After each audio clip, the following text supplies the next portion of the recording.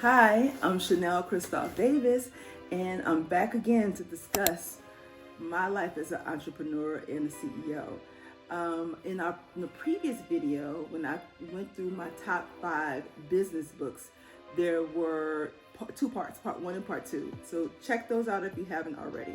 But in that series, we talked about one of the books that I recommended was Boundaries. And that was a light bulb moment for me. I was like, this could be a very good topic, boundaries. So I just wanted to go backwards a little bit to give you a little history about how my business started and then bring you forward.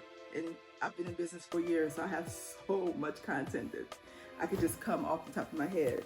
So just to give you a little background, I started my business in 2001 out of my home with my husband, and we worked diligently and grew a business from really just the two of us to being a sizable firm, very successful, sizable firm. We were profitable from day one. We were very successful from day one. And so from my perspective, or from our perspective, we had already proven the case for our business. We had proven that we could be successful in this particular business. We also had proven that we have value in the marketplace. We had a strong value proposition, and that if we were to apply ourselves to this business, we would be successful. I said all that to say, I'm never one to, encourage, aspiring entrepreneurs to have multiple ventures, splinter themselves into 10 different interests. To me, that's the quickest way to failure. I think you should start a business, develop a business, prove that business, make it a success before you pivot and do something else or add to. And if you add to, it should be complementing the original business that's the money maker. It should be an enhancement to your existing business, if that makes sense. So from day one, we knew that this was going to be our life's work. We never dreamed of doing anything else. So fast forward, we move out of our home. Oh, and one more thing. When you're in your home working, people take the posture, because they're projecting onto you their experiences, that you're not very successful because you're working from home, right? There's no outward manifestation of success or outward manifestation of wealth. So from their perspective, looking at you, they're thinking you're struggling. You're working at home with your husband. We got a lot of comments like, oh, that's so cute. You work with your husband every day. How does that work? Almost in a snarky, sideways type of a comment. And I would eat it. I would take those comments and be like, okay, we're doing well. It's going great. And I wouldn't elaborate. So that went on until we moved out of our home. Once we moved out of our home and officially hung up a shingle that we were in business, that was a major milestone moment for us, of course, as the owners of the business. But it also signaled something very important to the market, into the community. It let people know, oh, okay, they are serious about this business. This is not just a little, cute thing that they're doing, as a side hustle. This is really their business. They must be doing well.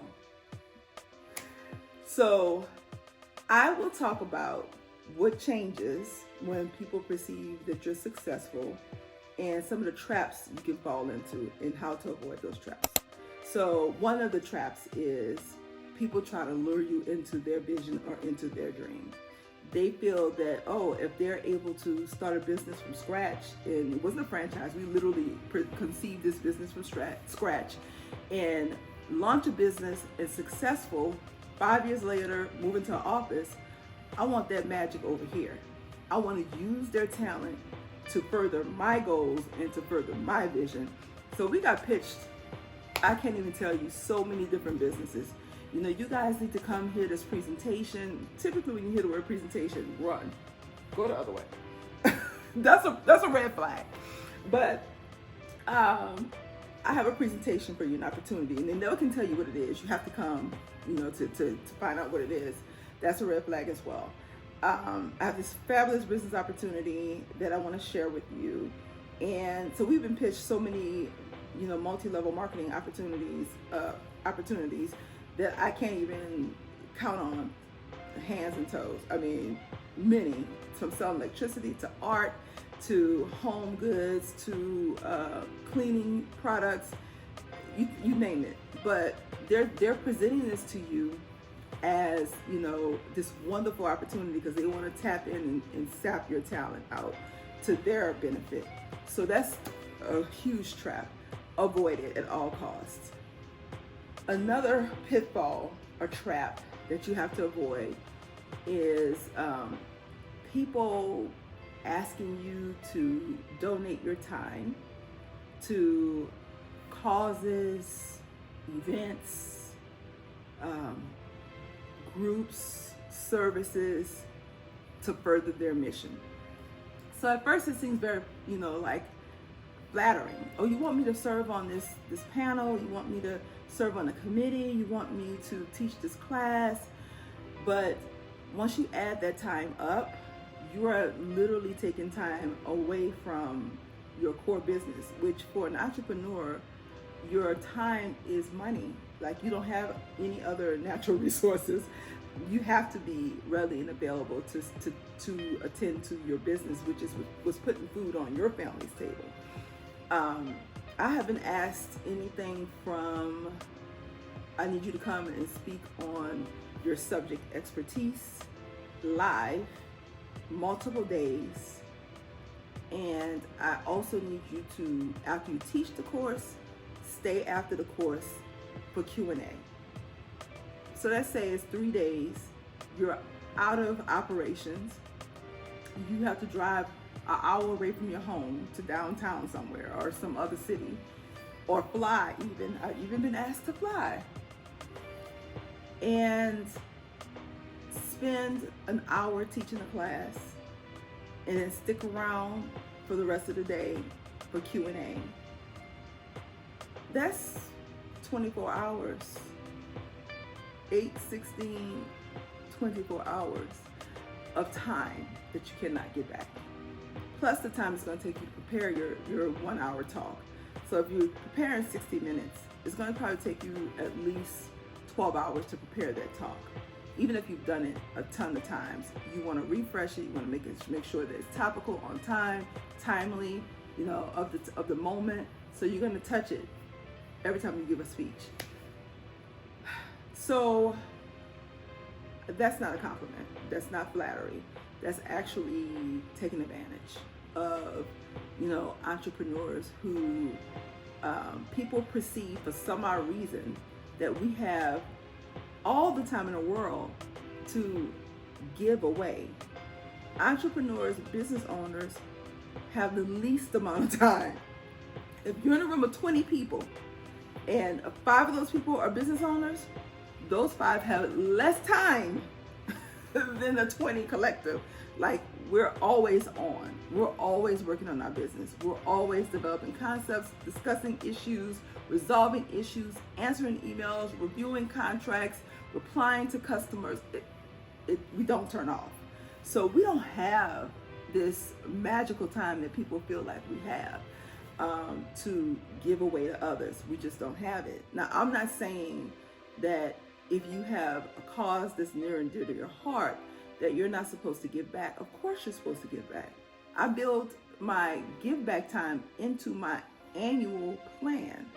So I have a certain number of hours that I'll allot for my give back. So I can be very disciplined about that. And I won't overextend myself and stress myself out. So, but typically there are certain things that people present to me that's an automatic no. And that is giving up multiple days of my time for free. I simply can't do that. That is just me being a good steward of my resources. It's me being a great leader and owner and, you know, responsible to my employees, my staff, my partners. That's just me being a very good, sound, prudent business owner. It's nothing personal. And so one more thing, and this is my last trap that we're going to discuss today that I want you to avoid. And that is family pressure. And I'm not talking about the family that you live with, your husband and your children. I'm talking about people outside of your household that pressure you into family drama, that want to insert you in the middle of issues that you have nothing to do with. that want to require you to contribute your financial resources to their causes and their needs. Borrow money, just out of the blue, borrow money with no consideration for what you have going on. You have to have strict boundaries around that as well. These are things you come up with your spouse. You guys sit down and you guys decide what is your boundaries around family, giving resources to family, time, money, etc. It's very important.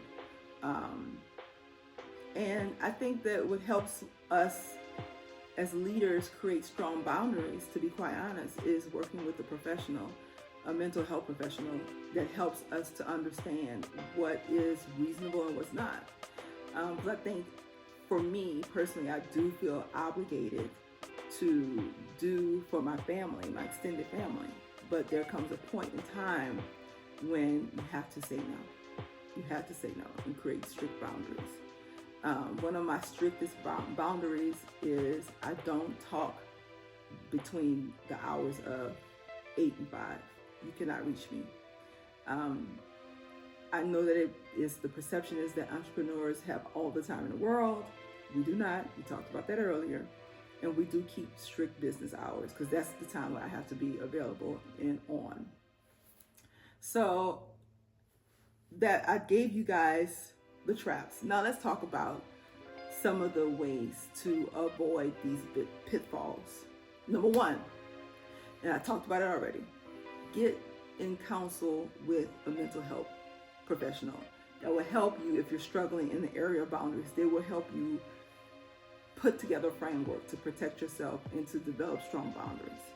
2, and this should have been number 1, have a great relationship with your Lord and Savior or whoever you believe in. I believe in Jesus Christ. And have an open conversation and dialogue and ask for help. Ask for divine intervention. Ask for the strength to say no, because sometimes it's just as simple as saying no. Number 3, something a little bit more concrete and practical. I would say very early on, we came up with a mission and a vision statement for our business. And every opportunity that came to us, we would bounce up against that mission and that vision statement. If it did not work or if it didn't fit, we said no. So that was like an easy yes or no exercise we did every time someone brought something to us. And that could be a partnership, strategic alliance, new opportunity, no matter what it was. If it did not fall within our vision and mission, it was an immediate no. And number 4, learn to say no. No is a complete sentence. You do not have to give any explanations. No, I'm not able to do that. If you want to be nice, you can add, I'm not able to do that. But no is sufficient. And another tool is to use another one of my book recommendations. This is all coming together quite nicely. Another one of my book recommendations was 12-week year. Use a framework like that to block your time. And once you have a structure for your day and for your week and for your month, it makes it much easier for you to see where you can give time and where you just simply don't have any time. So those are the things I do as a leader to kind of stay on task and to avoid some of the traps that come naturally with business. This is just the life of being a business owner. People will be attracted to you. People will want to use your talent, your time, your resources, your money.